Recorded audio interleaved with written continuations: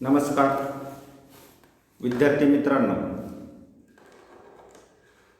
यापूर्वी आपण सैद्धांतिक अभ्यासक्रमाचे 4 पाठ पाहिलेले आहेत.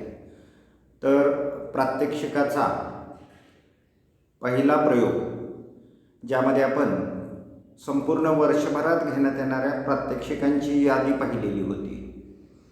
आणि यानंतर आजच्या व्याख्यानामध्ये सुरुवातीला आपण प्रात्यक्षिक क्रमांक 2 पाहणार आहोत आणि त्यानंतर उर्वरित वेळात सैद्धांतिकचा पाठ्य क्रमांक 5 याकडे आपण वळणार आहोत. आजचं जे प्रात्यक्षिक क्रमांक 2 आहे त्या प्रात्यक्षिकाचं नाव आहे बाजरी आणि ज्वारी पिकांसाठी बीज प्रक्रिया. तर या प्रत्यक्ष दोन्ही पिकांसाठी कोणत्या बीज प्रक्रिया केल्या जातात हे पाहण्यापूर्वी आपण बीज प्रक्रिया म्हणजे काय ते अगोदर पाहूया. बीज प्रक्रिया नावातच लिहिलेले विद्यार्थ्यांनो, बीज प्रक्रिया म्हणजे बीजाला द्यायची प्रक्रिया. आणि मग ही कशाची प्रक्रिया, तर विविध औषधांची, विविध रसायनांची प्रक्रिया बियाला देणे म्हणजे बीज प्रक्रिया. परंतु कशासाठी नेमकं, तर विविध किडी कीटक आणि रोगांचा प्रादुर्भाव भविष्यामध्ये पिकाला होऊ नये म्हणून पीक पेरण्यापूर्वी अगोदरच बियांना विविध रसायनांच्या किंवा औषधांच्या प्रतिबंधक उपाययोजना किंवा प्रक्रिया करणे म्हणजे बीज प्रक्रिया होय. तर थोडक्यात बीज प्रक्रियेची पूर्ण व्याख्या सांगायची झाली तर आपल्याला असं सांगता येईल की बीज प्रक्रिया म्हणजे कोणतेही पीक पेरण्यापूर्वी त्याच्या बियांना विविध रासायने किंवा औषधांची प्रक्रिया करणे की जेणेकरून त्या पिकाला भविष्यात विविध किडीकीटकांचा, रोगांचा प्रादुर्भाव होणार नाही.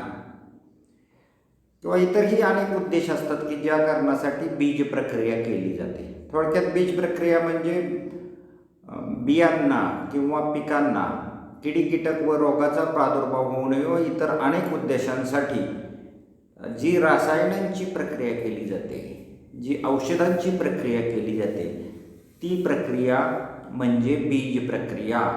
तर प्रामुख्याने ही जी प्रक्रिया आहे ही प्रक्रिया आपण पीक पेरण्यापूर्वी बियांना करतो.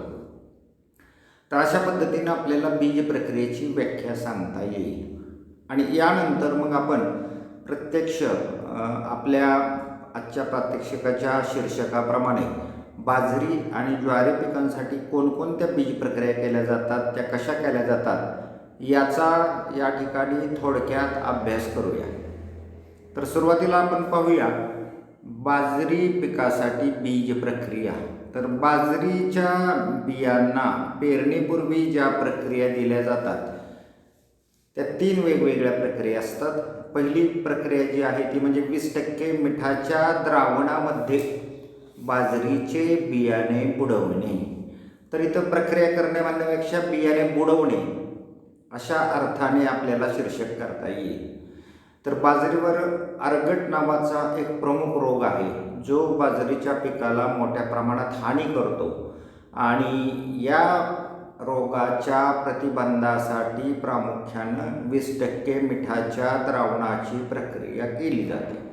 आता हे 20% मिठाचं द्रावण कसं केलं जातं, तर 2 किलो मीठ घेऊन ते 10 लिटर पाण्यात मिसळून द्रावण तयार केलं जातं. त्याला आपण 20% मिठाचे द्रावण असं म्हणतो. आणि या द्रावणामध्ये बाजरीचं बियाणं आपण 10 ते 15 मिनटं बुडवतो. ज्यावेळी त्या द्रावणाच्या पृष्ठभागावरती रोगट आणि हलकं, वजनाने हलकं असणारं आणि रोगट बियाणं वरती तरंगतं आणि त्याचप्रमाणे काही रोगजंतू तरंगताना दिसतात. हे सर्व वरच्या थरावर तरंगणारं जे साहित्य असेल, मग बी हलकं बी असेल, रोगट बी असेल किंवा काही रोगजंतू असतील, ते बाहेर काढून टाकले जातात आणि द्रावणाच्या तळाशी राहिलेलं जे निरोगी बियाणं आहे ते निरोगी बियाणं घेऊन 2 ते 3 वेळा स्वच्छ पाण्यानं धुतलं जातं आणि सावलीमध्ये वाळवलं जातं आणि मग पेरणीला वापरलं जातं. तर अशा पद्धतीने 20% मिठाच्या द्रावणाची प्रक्रिया केली जाते. ही प्रक्रिया तुम्ही प्रत्यक्ष आपण जेव्हा तुम्ही वर्गात याल तेव्हा तुम्हाला करून पाहिजे आहे. 20% मिठाचं द्रावण घ्यायचं आहे, तयार करायचं आहे, त्याच्यामध्ये बाजरीचे बी आत्ता मी सांगितलेल्या पद्धतीने त्याला बुडवायचं आणि योग्य त्या प्रकारे प्रक्रिया करायची. तर ही प्रक्रिया करत असताना तुम्हाला प्रामुख्यानं जो तुमचा परीक्षक असेल 3 प्रश्न विचारू शकतो. पहिले म्हणजे कोणती प्रक्रिया करत आहात, तर त्याचं तुमचं उत्तर असेल 20% मिठाच्या द्रावणाची प्रक्रिया बाजरीच्या बियांना करतो आहोत. दुसरा प्रश्न तुम्हाला असेल की ही प्रक्रिया करण्याचा हेतू काय आहे, कशासाठी ही प्रक्रिया तुम्ही करत आहात, तर बाजरीवरील अर्गट नावाच्या रोगाच्या प्रतिबंधासाठी ही प्रक्रिया केली जाते, अशा पद्धतीने तुम्हाला उत्तर देता येईल. मग पुढचा प्रश्न असा असू शकतो की बाबा 20% मिठाचं द्रावण कसं तयार केलं, तर त्यासाठी तुमचं उत्तर असेल 2 किलो मीठ 10 लिटर पाण्यामध्ये मिसळून अशा पद्धतीने हे द्रावण तयार केलं. आणि मग प्रक्रिया तुम्हाला विचारली जाईल, प्रक्रिया काय करताय, तर तुम्ही सांगायचं की अशा पद्धतीने तयार केलेल्या द्रावणामध्ये आम्ही 10 ते 15 मिनटं बाजरीचं बियाणं बुडवतो, ज्याच्या पृष्ठभागावर जेव्हा हलकं रोगट आणि जीवजंतू असलेला थर येतो ते बाजूला काढून उर्वरित तळाशी राहिलेलं जे निरोग बियाणे ते स्वच्छ पाण्याने 2 ते 3 वेळा धुतो, सावलीमध्ये वाळवतो आणि मग आम्ही ते पेरणीसाठी वापरतो. तर अशा पद्धतीनं ती बीज प्रक्रिया तुम्ही करायची आणि त्याच्यावरच्या उपप्रश्नांची उत्तरं तुम्ही परीक्षेमध्ये द्यायची असतात. तर हा झाला पहिला प्रकार, 20% मिठाच्या द्रावणाची प्रक्रिया किंवा 20% मिठाच्या द्रावणामध्ये बाजरीचं बियाणं बुडवणं. त्यानंतर दुसरी जी प्रक्रिया तुमच्या स्क्रीनवरती तुम्हाला आता दिसते ती म्हणजे अझोस्पेरिलम आणि स्फुरद विरघळवणारे जे जीवाणू आहेत त्यांच्या संवर्धनाची प्रक्रिया. तर ही प्रक्रिया साधारणतः नत्र या अन्नद्रव्याच्या जमिनीमध्ये स्थिरीकरणासाठी केली जाते आणि नेहमी तृणधान्याच्या पिकांना अझोस्पेरिलमची प्रक्रिया केली जाते आणि स्फुरद विरघळणारे जे जीवाणू आहेत त्यांची ही प्रक्रिया केली जाते. साधारणपणे प्रति 10 किलो बियाण्यास 250 ग्रॅम याप्रमाणे अझोस्पेरिलम व स्फुरद विरघळणारे जे जीवाणू आहेत त्यांची प्रक्रिया आपल्याला या बाजरीच्या बियांना करता येते. तिसरी जी प्रक्रिया तुमच्या डोळ्यासमोर स्क्रीनवरती दिसते ते म्हणजे बुरशीनाशकाची प्रक्रिया. तर बाजरीवरती गोसावी किंवा केवडा या नावाचा जो रोग आहे तो बऱ्याच वेळा दिसून येतो आणि या रोगाच्या प्रतिबंधासाठी अशा पद्धतीची बुरशीनाशकाची प्रक्रिया केली जाते. अनेक प्रकारची बुरशीनाशकं बाजारामध्ये मिळतात. थायरमसारख्या बुरशीनाशकाचं 4 ग्रॅम प्रति किलो बियाण्यास याप्रमाणे प्रमाण घेऊन ही बीज प्रक्रिया केली तर गोसावी किंवा केवडा रोगाचा प्रादुर्भाव आपल्याला बाजरीच्या पिकावर होताना दिसत नाही. तर अशा पद्धतीनं बाजरीच्या पिकामध्ये एकूण 3 प्रकारच्या वेगवेगळ्या प्रक्रिया केल्या जातात. तर पहिली प्रक्रिया म्हणजे 20% मिठाच्या द्रावणामध्ये बियाणं बुडवणं, दुसरी प्रक्रिया अझोस्पेरिलम आणि स्फुरद विरघळणारे जीवाणू संवर्धन आणि तिसरी म्हणजे कोणत्याही एका बुरशीनाशकाची प्रक्रिया. तर या पद्धतीनं एकूण 3 प्रक्रिया या बाजरीच्या बियाला केल्या जातात. त्यानंतर आपण पाहणार आहोत ज्वारीच्या बियाला कोणत्या प्रक्रिया केल्या जातात. तर ज्वारीच्या बियाला ही एकूण 3 प्रमुख प्रक्रिया केल्या जातात, ज्याच्यामध्ये पहिली प्रक्रिया आहे गंधक भुकटीची प्रक्रिया. तर ज्वारीला प्रमुख प्रादुर्भाव करणारे जे रोग आहेत त्यामध्ये काणी नावाचा रोग आहे. अनेक प्रकारचे काणी रोग त्या ठिकाणी ज्वारीच्या पिकावरती दिसून येतात, जसे की मोकळी काणी असेल, दाणी काणी असेल. अशा पद्धतीचे जे काणी रोग आहेत ते काणी रोग टाळायचे असतील तर आपल्याला गंधक भुकटीची प्रक्रिया पेरणीपूर्वी ज्वारीच्या बियाला द्यावी लागते. आणि हे प्रक्रिया करत असताना आपल्याला जे प्रमाण घ्यायचं आहे ते 4 ते 6 ग्रॅम गंधक भुकटी घ्यायची आणि प्रति 1 किलो बियाला चोळायची आहे. तर अशा पद्धतीनं ही पहिली प्रक्रिया ज्वारीच्या बियांना केली जाते, गंधक भुकटीची प्रक्रिया. त्यानंतर जसं की अर्गट नावाचा रोग बाजरीला प्रादुर्भाव करताना दिसतो, त्याच पद्धतीने शुगरी चिकटा म्हणता येईल त्याला नावाचा जो रोग आहे तो रोग आपल्याला ज्वारीच्या पिकावरती पडताना दिसतो. आणि या रोगाचा प्रादुर्भाव टाळायचा असेल तर आपल्याला पुन्हा 30% मिठाच्या द्रावणाची प्रक्रिया या ठिकाणी ज्वारीच्या बियाला पेरणीपूर्वी करावी लागते. तर ही 30% मिठाचं द्रावण 10 किलो मीठ 10 लिटर 3 किलो मीठ 10 लिटर पाण्यामध्ये मिसळून हे 30% मिठाची द्रावण आपण तयार करतो आणि मग अशी बाजरीमध्ये सांगितल्या पद्धतीनंच प्रक्रिया केली जाते. यामध्ये 10 ते 15 मिनटं आपण ज्वारीचं बियाणं बुडवतो, हलकं आणि रोगट बियाणं आणि काही जंतू द्रावणाच्या पृष्ठभागावर तरंगतात, ते काढून टाकले जातात आणि तळाशी राहिलेलं निरोगी बियाणं पुन्हा स्वच्छ पाण्यानं 2 ते 3 वेळा धुतलं जातं आणि मग सावलीत वाळवून पेरणीसाठी वापरलं जातं. तर अशा पद्धतीनं ही दुसरी जी प्रक्रिया आहे ज्वारीच्या बियास ती केली जाते, 30% मिठाच्या द्रावणाची प्रक्रिया. त्यानंतर तिसरी आणि शेवटची प्रक्रिया जी ज्वारीच्या बियाला पेरणीपूर्वी केली जाते ती म्हणजे कार्बोफ्युरॉन या रसायनाची प्रक्रिया. तर कार्बोफ्युरॉनची प्रक्रिया ज्वारीच्या बियांना देण्याचा मुख्य उद्देश म्हणजे खोडमाशी या प्रमुख किडीचा प्रादुर्भाव टाळणे होय. आणि यासाठी साधारणपणे प्रति 1 किलो बियाण्यासाठी आपल्याला 100 ग्रॅम इतकी कार्बोफ्युरॉनची भुकटी वापरावी लागते. आणि अशा पद्धतीने ही भुकटी वापरल्यानंतर आपल्याला खोडमाशी या किडीचा प्रादुर्भाव टाळण्यासाठी मदत होते. तर अशा पद्धतीने ज्वारीमध्ये हे 3 प्रक्रिया केल्या जातात. एक म्हणजे गंधक भुकटीची प्रक्रिया, दुसरी म्हणजे 30% मिठाच्या द्रावणामध्ये बियाणं बुडवणं आणि तिसरी प्रक्रिया म्हणजे कार्बोफ्युरॉनची प्रक्रिया. तर या 3 प्रक्रिया देऊन मगच जर तुम्ही ज्वारीचं बियाणं पेरलं तर मग अशा पद्धतीच्या कीटक किंवा अथवा रोगाचा प्रादुर्भाव ज्वारीच्या पिकावरती होताना दिसत नाही. तर या पद्धतीने विद्यार्थी मित्रांनो आपण प्रात्यक्षिक क्रमांक 2 आपल्या प्रात्यक्षिक वहीमध्ये लिहून घ्यायचं आहे आणि ते माझ्याकडून तपासून घ्यायचं आहे. त्यानंतर आजचा व्याख्यानातला जो उर्वरित वेळ आहे त्या वेळामध्ये आपण सैद्धांतिक अभ्यासक्रमाचा पाठ क्रमांक 5 गहू लागवड याविषयीची माहिती घेणार आहोत. तर याच्यामध्ये तुम्ही जर पाहिलं तर तुम्हाला आता तुमच्या स्क्रीनवरती जे चित्र दिसते त्यामध्ये डाव्या बाजूला काढलेला गहू दिसतोय जो तुम्ही नेहमी घरातही पाहत असाल आणि उजव्या बाजूला गव्हाचं हिरवं पीक तुम्हाला दिसतंय. आणि नेहमी पद्धतीनं आपण अगोदर प्रारंभिक माहिती गव्हाची पाहणार आहोत आणि त्यानंतर मग याच्या मशागतीच्या पद्धतीकडे वळणार आहोत. तर जे कॉमन नाव आहे, जे युनिव्हर्सल ओळखीसाठी जागतिक ओळखीसाठी जे नाव प्रामुख्यानं गव्हाला दिलेलं आहे ते वनस्पतीशास्त्रीय नाव म्हणजे ट्रिटिकम स्पेसीज होय. आणि या ट्रिटिकम या स्पेसीसच्या म्हणजे ट्रिटिकम या जीनसच्या एकूण 5 प्रजाती भारतामध्ये लागवडीखाली असतात.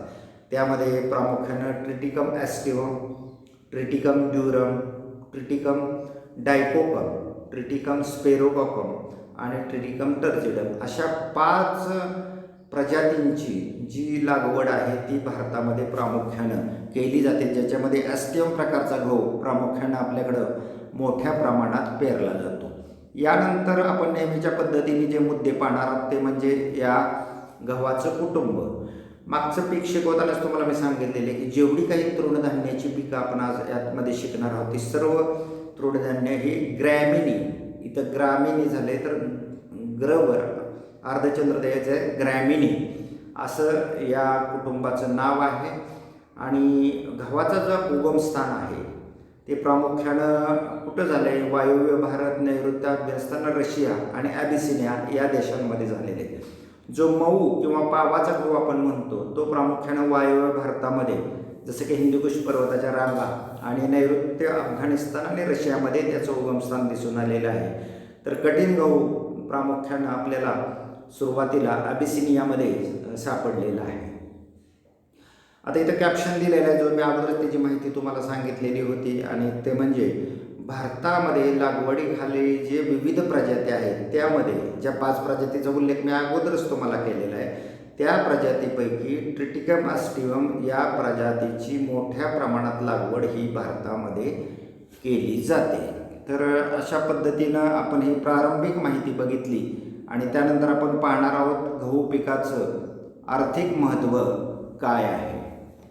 आता गहू तुम्हाला माहिती आहे अगोदरच मी सांगितले की हे तृणधान्याचं पीक आहे, म्हणजे अन्नधान्य म्हणून ते प्रामुख्यानं वापरलं जातं. विविध प्रकारचे अन्नधान्य भारतामध्ये आहेत, त्यामध्ये हे गहू हे तृणधान्याचं पीक आहे.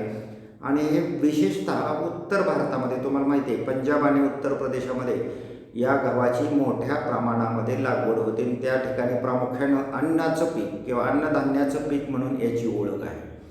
याच्या पिठापासून आपण चपाती करून खातो, त्याशिवाय रोटी, तंदुरी आणि पुऱ्यासुद्धा याच्या पिठापासून आपल्याला बनवता येतात. मैद्यापासून बिस्किट, केक, पाव इत्यादी पदार्थ बनवले जातात. याशिवाय शेवया, कुरडई, खीर, शिरा यासारखे अनेक उपपदार्थ गव्हापासून आपल्याला बनवता येतात. गव्हाच्या दाण्यामध्ये खळ असते, स्निग्ध पदार्थ असतात, विविध प्रकारची खनिजे आणि जीवनसत्व आढळून येतात. त्याचप्रमाणे तृणधान्यामध्ये सर्वात अधिक प्रमाणात जर प्रथिने कोणत्या पिकामध्ये असतील तर ती गव्हामध्ये आहे. गव्हाचं जे काड आहे किंवा शेवटी राहणारा जे भुस्सा आहे त्याचा वापर आपण जनावरांना चारा म्हणून किंवा वैरणीसाठी करतो.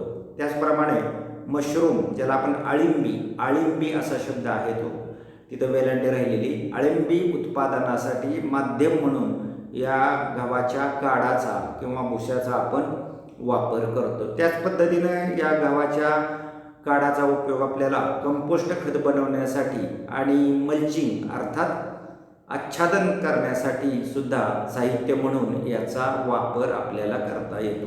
तर या पद्धतीनं गव्हाचं एकूण आर्थिक उपयोग आहे आणि त्या दृष्टिकोनातून त्याचं आर्थिक महत्त्व आपल्याला मोठ्या प्रमाणात दिसून येतं.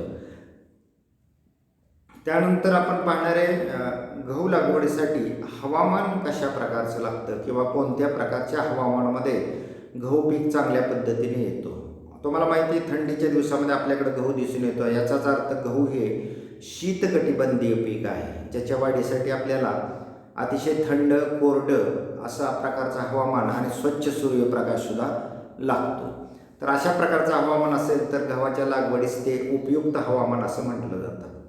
हवामान जर उष्ण आणि दमट असेल तर मग बुरशीजन्य रोगांचा प्रादुर्भाव दिसून येतो. प्रामुख्यानं तांबेरा नावाचा जो रोग आहे, ज्याची माहिती आपण आता यापुढं शेवटी पाठात पाहणार आहोत पीक संरक्षणामध्ये, तर तांबेरासारख्या रोगांचा प्रादुर्भाव उष्ण हवामानामध्ये दिसून येतो. म्हणून थंड हवामान ह्या पिकास अनुकूल आहे.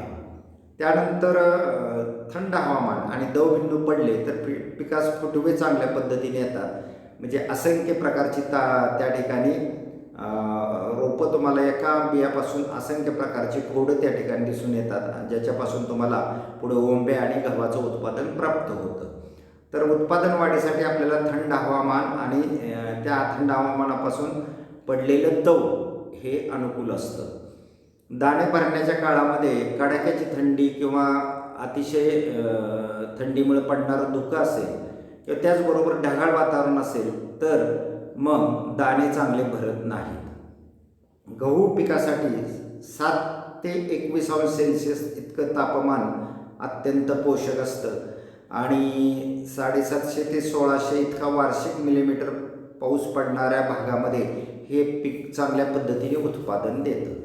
तर अशा पद्धतीनं आपल्याला गव्हाच्या हवामानाच्या बाबतीमध्ये सांगता येतं. प्रमुख हवामान कोणतं? शीतकटिबंधीय पीक असल्या वेळेला थंड आणि कोरड्या प्रकारचं हवामान लागतं आणि नंतर स्वच्छ असा सूर्यप्रकाशही लागतो.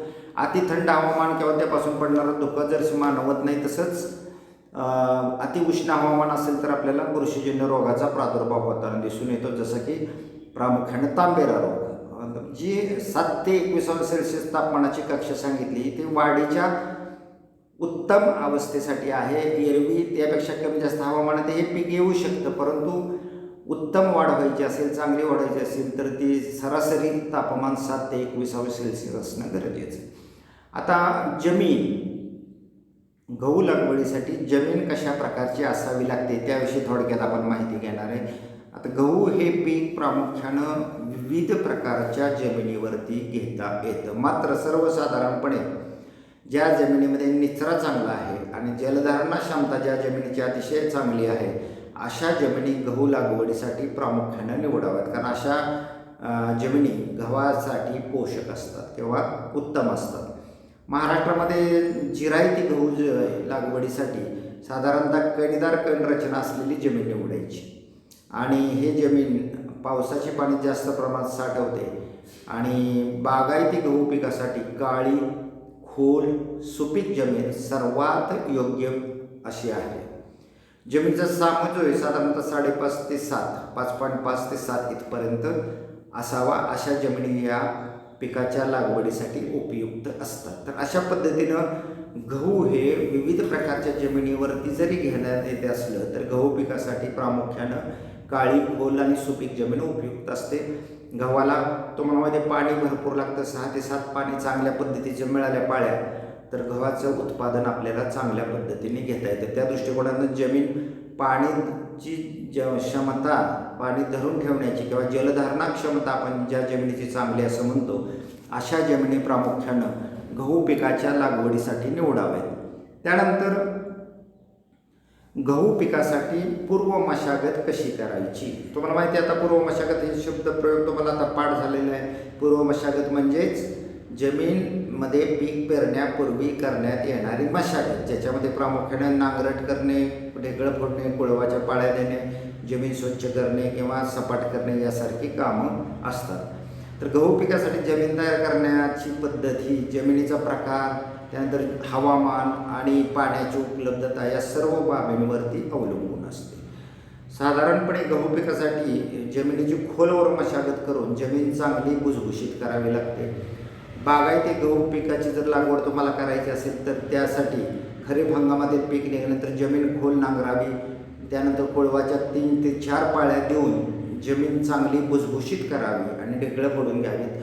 त्यानंतर दसकटे आणि तणांचे अवशेष असतील तर ते वेचून जमीन पूर्णपणे स्वच्छ करावी आणि मग त्याच्यामध्ये वाफे वळून लागवडीसाठी तयारी करावी. जिरायती पिकासाठी साधारणपणे जमिनीमध्ये ओलावा टिकवून ठेवणं गरजेचं असतं आणि मग खरीपात जमिनीस विश्रांती दिली असल्यास पावसाळ्यात फक्त कोळवाच्या 3 ते पाळ्या देऊन जमीन तणमुक्त ठेवावी आणि पाऊस थांबल्यावर पेरणीपूर्वी कोळवाची एक हलकी उतळ पाळी द्यावी आणि त्यानंतर जमिनीत फळी भरून अल्प प्रमाणात ती घट्ट करावी. गहू लागवडीसाठी सपाट किंवा सारा वाफे प्रामुख्यानं वापरले जातात. सपाट म्हणजे साधारणपणे चौकोनी, ज्याला साधे वाफे असं आपण म्हणूया, किंवा सारा जे आयताकृती रचना असलेले वाफे असतात त्यांचा वापर गहू पिकासाठी लागवड करण्याकरिता किंवा पाणी देण्यासाठी केला जातो. तर अशा पद्धतीनं गहू पिकाला आपल्याला पूर्व मशागत करावी लागते. यानंतर गहू पिकासाठी पेरणी हंगाम आणि वेळ. आत्ताच तुम्हाला सांगितलं की गहू पीक हे शीतकटिबंधीय पीक आहे. याचाच अर्थ त्याला थंड आणि कोरड्या प्रकारचं हवामान लागतं आणि थंड आणि कोरड्या प्रकारचं हवामान आपल्याकडे हिवाळ्यात दिसतं. म्हणजेच गहू हे प्रामुख्यानं रब्बी हंगामातील पीक आहे.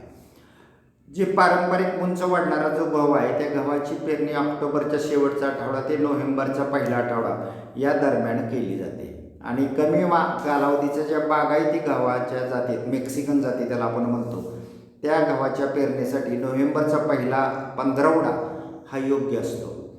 या कालावधीमध्ये जर थंडी कमी जास्त झाली तर त्या प्रमाणात मग आपल्याला लागवड थोडीशी पुढे ढकलावी लागते.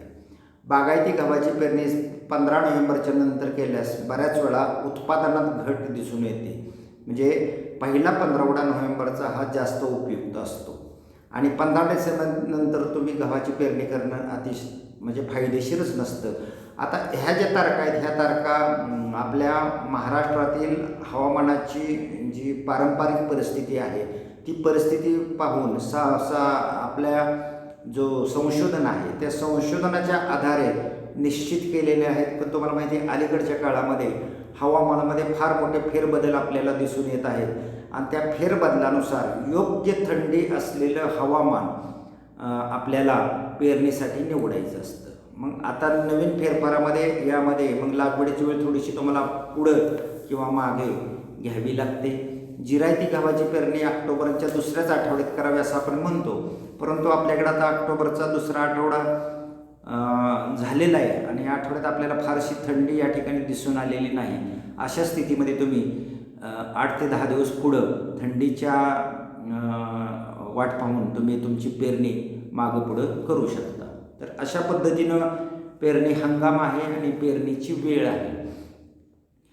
आता इथे एक कॅप्शन तुम्हाला दिलेला आहे, ज्या कॅप्शनमध्ये म्हटले की भारतातील गव्हाची सरासरी उत्पादकता जी आहे ते 3120 किलोग्रॅम आहे, तर महाराष्ट्रामध्ये ती फारच कमी म्हणजे 1461 किलोग्रॅम. तुम्हाला माहिती आहे 100 किलोचा 1 क्विंटल होतो, त्यानुसार आपण क्विंटलमध्ये याची आकडेवारी कन्वर्ट करू शकतो. तर भारताच्या तुलनेत निम्म्यानं उत्पन्नाची क्षमता महाराष्ट्रामध्ये कमी आहे. त्यानंतर पेरणीची पद्धत. आता पेरणीची पद्धत तुम्ही ज्वारीमध्ये पाहिलेली आहे, बाजरीमध्ये पाहिलेली आहे, त्याच पद्धतीने या ठिकाणी गहू पिकाची जी पेरणी 2 किंवा 3 फणाच्या किंवा दाताच्या पाबरेने करतात, ज्याला दुफण किंवा तिफण म्हणतात. आपल्याकडे प्रामुख्याने तिफण वापरली जाते, 3 फणाची पाबर वापरली जाते आणि काही ठिकाणी बी हाताने विस्कटून सुद्धा केलं जातं. नंतर मग त्याच्यामध्ये कुळवाच्या पाळ्या देऊन ते बी झाकलं सुद्धा जातं.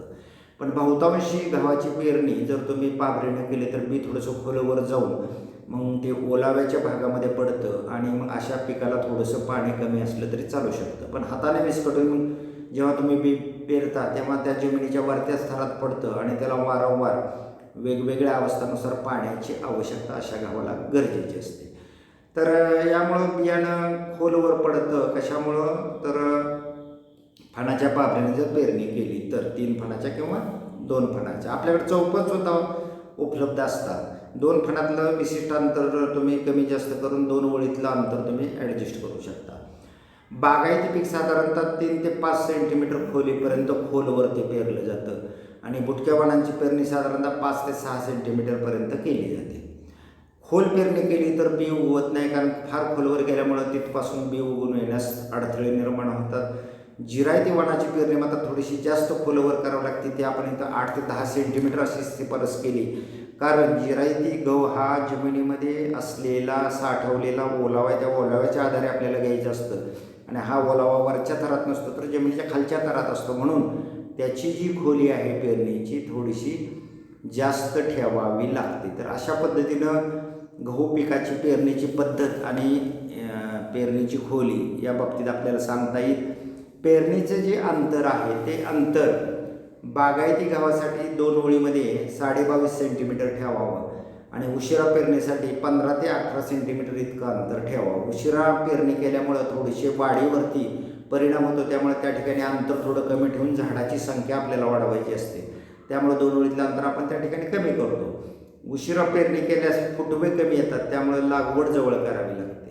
तसेच जिरायती वाणाच्या पेरणीसाठी 2 ओळीतलं अंतर 22.5 ते 30 सेंटीमीटर ठेवावं लागतं. या ठिकाणी आपल्याला जमिनीत असलेल्या ओलाव्याच्या आधारावर पिकाचीला उत्पादन घ्यायचं असल्यामुळं पिकांची किंवा वनस्पतींची एकमेकाशी स्पर्धा कमी होण्याच्या दृष्टिकोनातून वनस्पतीची संख्या कमी ठेवावी लागते आणि त्यामुळं 2 ओळीतलं अंतर आपण जास्त ठेवतो. तर साधारणपणे पेरणीचं अंतर हे वाणाचे गुणधर्म, म्हणजे त्याला किती फुटवे येतात, त्याचं बियाचं वजन काय आहे, या सर्व बाबींचा विचार करूनच ते अंतर ठेवावं लागतं.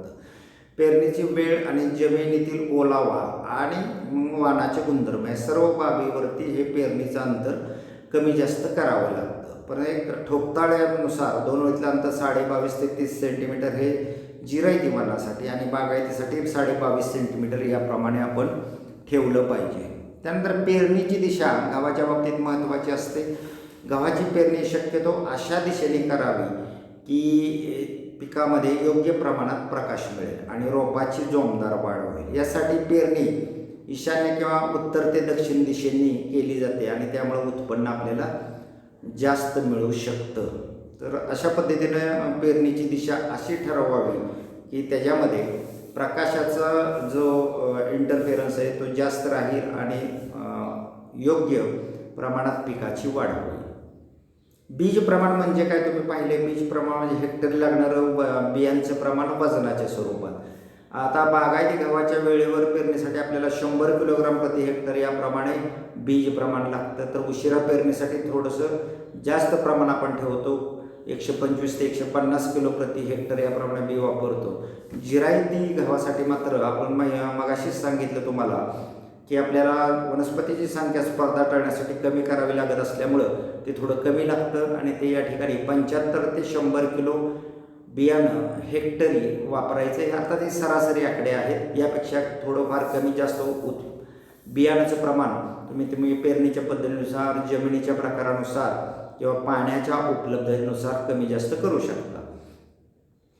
तर हे झालं बीज प्रमाणाच्या बाबतीमध्ये. बीज प्रक्रियेचा आत्ताच प्रयोग तुम्हाला मी सांगितलेल्या बीज प्रक्रिया म्हणजे काय? पेरणीपूर्वी बियांना योग्य प्रकारच्या औषधांची प्रक्रिया करावी की जेणेकरून भविष्यात त्या पिकांवरती किडी कीटक किंवा रोगाचा प्रादुर्भाव होणार नाही. आणि त्या दृष्टिकोनातनं गहू पिकालाही वेगवेगळ्या औषधांच्या, रसायनांच्या प्रक्रिया कराव्या लागतात. साधारणपणे बीज प्रक्रिया करत असताना सुरुवातीला बियाणं कडक उन्हात 2 दिवस वाळवावं लागतं आणि हे वाळवत असताना त्याचा जो थर आहे तो 2 सेंटीमीटर जाडीपेक्षा जास्त मोठा असू नये की जेणेकरून ते अतिशय चांगल्या पद्धतीने वाळलं जाईल. जाड थर केला तर बियाणं योग्य पद्धतीने वाळलं जात नाही, खालच्या बाजूला असलेलं बियाणं प्रॉपरली वाळलं जात नाही. म्हणून 2 सेंटीमीटरपेक्षा जास्त जाड थर तुम्हाला वाळवणीच्या वेळी वापरू नये. तर या कडक उन्हात वाळवण्याचा हेतू एकच असतो की मोकळी काडी नावाचा जो रोग भविष्यात गव्हावर पडणार आहे त्या रोगाला आपल्याला नियंत्रण करता येतं किंवा प्रतिबंध करता येतं.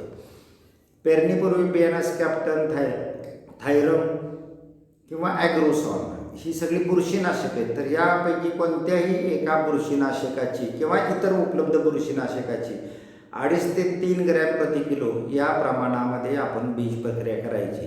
आणि ही बीज प्रक्रिया केल्यामुळं गव्हावर जो रोग पडतो प्रामुख्याने गोसावी, काणी किंवा खोडकोज यासारख्या रोगाला प्रतिबंध होण्यास या प्रक्रियेमुळं मदत होते. हे सर्व बुरशीजन्य रोग आहेत आणि त्याचा प्रभाव टाळण्यासाठी आपल्याला सुरुवातीलाच पीक पेरण्यापूर्वीच आपल्याला बुरशीनाशकाची प्रक्रिया करणं गरजेचं असतं. त्यानंतर विद्यार्थी मित्रांनो, इथं पुन्हा एकदा कॅप्शन मी तुमच्यापुढं दिलेलं आहे आणि त्या कॅप्शनमध्ये आपण काय म्हटले की गव्हाच्या अधिक उत्पादनासाठी पिकास अधिक सूर्यप्रकाश मिळणे आवश्यक असते. तर मगाशीच आपण पेरणीची दिशा पाहिलेली, म्हणून पेरणी नेहमी उत्तर ईशान्य किंवा उत्तर दक्षिण अशा पद्धतीने केली जाते की जेणेकरून जास्तीत जास्त प्रकाश प्रत्येक वनस्पतीला प्राप्त होईल आणि वनस्पतीची वाढ चांगली होऊन वनस्पतीचं उत्पादनात भरघोस अशा पद्धतीची वाढ होईल. तर आपण आता आंतरमशागत पाहणार आहे. पूर्वमशागत जशी पाहिली पीक पेरणीपूर्वी केली जाते तसेच आंतरमशागत ही जी आहे ती आंतरमशागत आपल्याला उभ्या पिकामध्ये करायची मशागत म्हणजे आंतरमशागत, ज्याच्यामध्ये प्रामुख्याने खुरपणी असेल, कोळपणी असेल, विरळणी असेल यासारख्या प्रक्रियांचा समावेश असतो. तणनाशक फवारणी सुद्धा आंतरमशागतीचाच भाग आहे. तर तण नियंत्रण म्हणजे आंतरमशागत करणे. तर तणांची स्पर्धा साधारणपणे पेरणीनंतर पहिल्या महिन्यापासून ते 40 दिवसापर्यंत म्हणजे 1 ते 1.5 महिन्यापर्यंत जास्त प्रमाणात दिसून येते आणि या काळामध्ये आपल्याला तणाचं नियंत्रण करणं गरजेचं असतं. आणि त्या दृष्टिकोनातून एक कोळपणी अथवा 1 ते 2 खुरपण्या जर तुम्ही गव्हाला केल्या तर मग ते जास्त उपयुक्त राहतं. आता यामुळं काय होतं, तण नियंत्रण तर होतंच, परंतु जमीन भुसभुशीत झाल्यामुळं मुळांना प्राणवायूचा पुरवठासुद्धा चांगल्या पद्धतीने होऊ शकतो आणि ओलावा टिकून ठेवण्यासुद्धा या कामकाजामुळं आपल्याला मदत होते.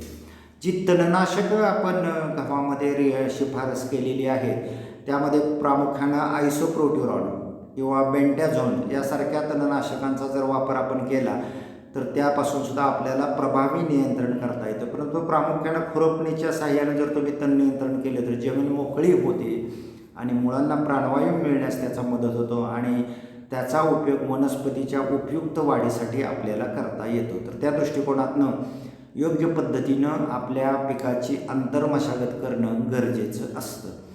तर खत व्यवस्थापन तुम्हाला माहिती आहे, प्रत्येक पिकाच्या वाढीसाठी विविध प्रकारचे अन्नद्रव्ये लागतात आणि प्रामुख्याने खत व्यवस्थापनामध्ये आपण नत्र, स्फुरद आणि पालाश या 3 प्रमुख पिकांच्या मात्रेचा विचार करतो. त्याच पद्धतीनं सेंद्रिय खतं कशा पद्धतीने टाकतो याचा विचार या ठिकाणी करतो. बागायती पद्धतीने जर तुम्हाला गव्हाची पेरणी करायची असेल तर हेक्टरी 12 ते 15 टन चांगले कुजलेलं शेणखत किंवा कंपोस्ट खत हे शक्यतो पूर्व मशागतीच्या वेळेसच द्यावं. बागायती गव्हाच्या वेळेवर पेरणीसाठी जी रासायनिक खताची मात्रा आहे ते 75 ते 120 किलोग्रॅम नत्र, 40 ते 60 किलोग्रॅम स्फुरद आणि 40 ते 60 किलोग्रॅम पालाश याप्रमाणे खतं द्याव्यात. तुम्हाला माहिती आहे नत्र देण्यासाठी युरियासारख्या खताचा, अमोनियम सल्फेटसारख्या खताचा वापर करता येतो. स्फुरद देण्यासाठी सिंगल सुपरफॉस्फेट, डबल सुपरफॉस्फेट यासारख्या खतांचा वापर करता येतो आणि पालाशयुक्त खते देण्यासाठी आपल्याला muriate of potash, sulphate of potash यासारखी सरळ खतं वापरता येतात किंवा सरळ खतं न वापरता मिश्र खतांची योग्य मात्रा वापरून सुद्धा अन्नद्रव्याचं जे प्रमाण आहे, जे आवश्यक प्रमाण आहे ते तुम्ही त्या पिकाला देऊ शकता.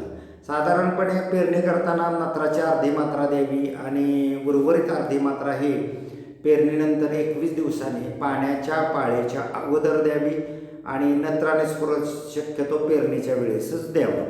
बागायती गव्हाच्या उशिरा पेरणीसाठी थोडंसं नत्राचं प्रमाण जे वेगळे ते 80 किलो नत्र 40 किलो स्फुरद आणि 30 किलो पालाश याप्रमाणे दिलं जातं. नेहमीप्रमाणे नत्र हे 2 हप्त्यामध्येच त्या ठिकाणी आपल्याला द्यावं लागतं.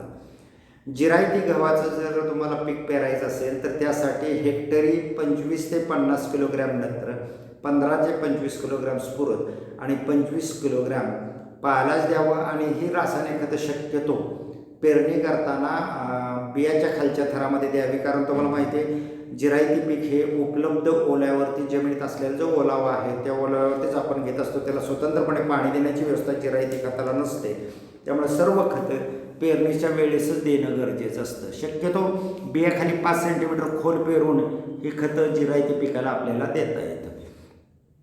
आता ही खतं देत असताना जी शिफारस केलेली मात्रा ती थोडी कमी जास्त करता येते, जेणेकरून तुम्ही जर तुमच्या जमिनीचं परीक्षण केलं, माती परीक्षण जर केलं तर त्याचा अहवाल पाहून तुमच्या जमिनीमध्ये किती उपलब्ध या नत्र, स्फुरद आणि पालाश आहे त्याचा विचार करून आणि आवश्यकतेनुसार मात्रा किती या दोन्हीतील फरक लक्षात घेऊन त्यानुसार खतं द्यावीत, की जेणेकरून अनावश्यक जादा खतं टाकून तुमचा खर्च होणार नाही आणि तो खर्च टाळला जाईल. तर अशा पद्धतीनं आपल्याला साधारणपणे खत व्यवस्थापन करावं लागतं. त्यानंतर आपण पाहणार आहोत पाणी व्यवस्थापन. तुम्हाला सुरुवातीलाच सांगितलं होतं की गहू पिकाला पाणी भरपूर लागतं. साधारणतः 6 ते 7 पाळ्या खरं तर गव्हाला चांगल्या मिळाल्या तर मग गहू उत्पन्न चांगलं मिळू शकतं. जमीन ओलावा नसेल तर पाण्याची एक पाळी द्यावी, ज्याला पूर्व ओलावणे म्हणतो, आणि शेत वापशावर आल्यानंतर त्यामध्ये पेरणी करावी, म्हणजे उपलब्ध ओलाव्याच्या आधारे बीजांकुरणास मदत होते. आणि मग जर त्यानंतर मग आणखी 4 ते 6 पाण्याच्या पाळ्या तुमच्या जमिनीच्या प्रकारानुसार तुम्हाला द्यायच्या असतात. आणि पिकासाठी जे एकूण पाणी लागतं 40 ते 50 हेक्टर सेंटीमीटर इतकं पाणी लागतं.